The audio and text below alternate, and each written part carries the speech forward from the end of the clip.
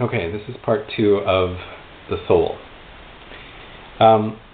So in part 1 I was talking about how Carl Jung has this idea of the soul as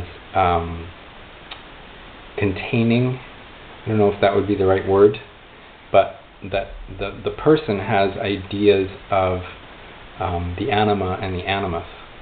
And a fascinating thing that is attributed to Jung, a statement that he made, he said the integration of the shadow is the apprentice piece in the journey of the self.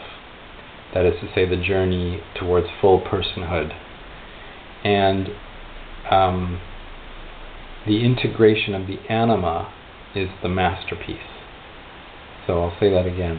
The integration of the shadow is the apprentice piece, but the integration of the anima is the masterpiece. Now, I don't know if he also would say that the integration of the animus is part of the masterpiece.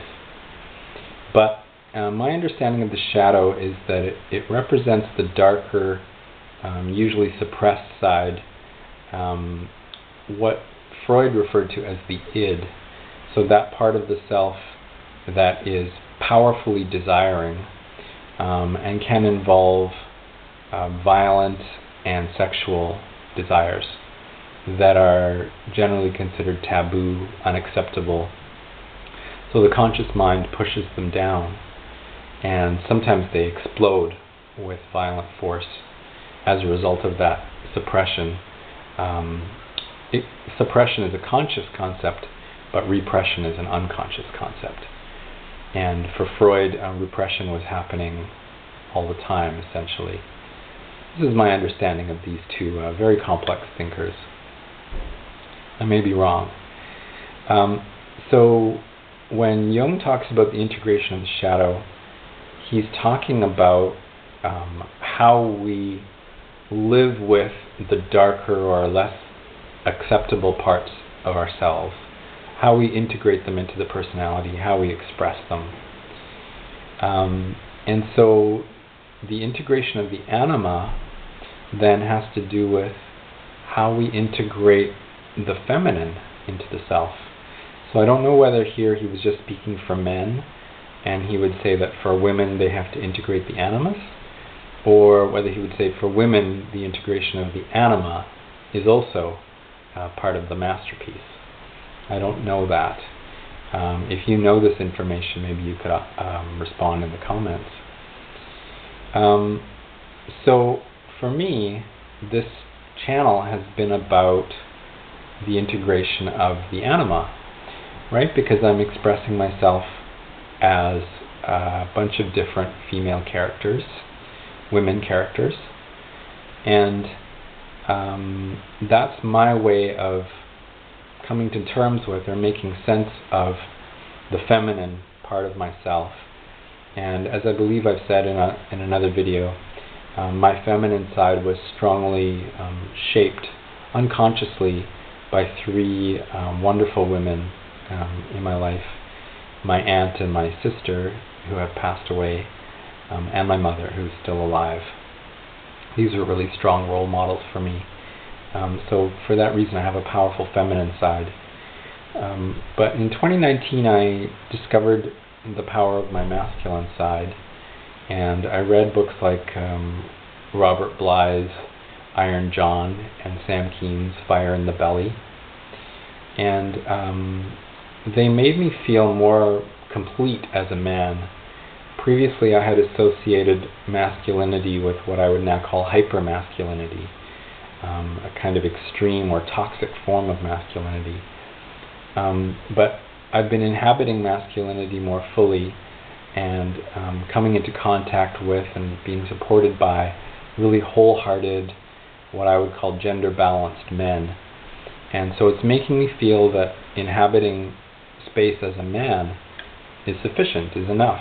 I don't have to present myself as a woman. And so I'm still processing this, that transition, that gender transition is not complete for me. I don't feel like I've completely walked away from the woman in me. So I started off with this quotation of Carl Jung's. I started this video talking about the integration of the anima and how important it was for Jung. For Jung, the process of maturation, I don't know if that's a word he would use, but the process of integration of the self, all the parts of the self, so that nothing is disowned, nothing is pushed away. You absorb everything and you express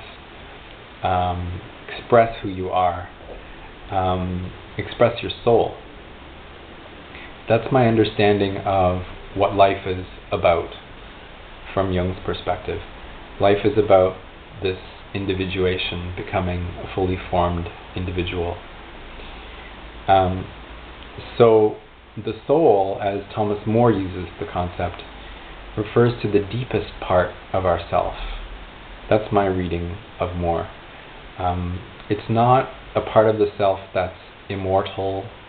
More doesn't mean some religious use of the word soul, but he's using that word as a metaphor to refer to the deepest parts of ourself. So, for example, he contrasts spirit and soul. So spirit is a word that's related to inspiration, expiration. It's related to breath and energy. And More says we live in a very spirited culture, very action-oriented, for example, whereas soul has to do with coziness, intimacy, down-to-earthness. And so More is looking at ways of cultivating soul in everyday life. I've been a very spirited person. Spirit is often expansive and elevated, and I need to work better on making the place where I live more of a home. I need to work on cooking more often, for example. These are activities of the soul for More. So this contrast between the soul and the spirit I find is really meaningful. So I'm going to stop there. I think that's a lot of information for part 2 on the soul. Thanks for listening.